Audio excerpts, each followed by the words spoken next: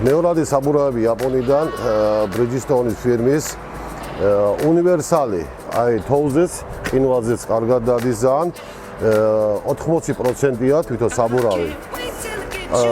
ძალიან კარგი ხარისხი. ასევე გვაქვს Yokohama, ეგეც იაპონიიდანა.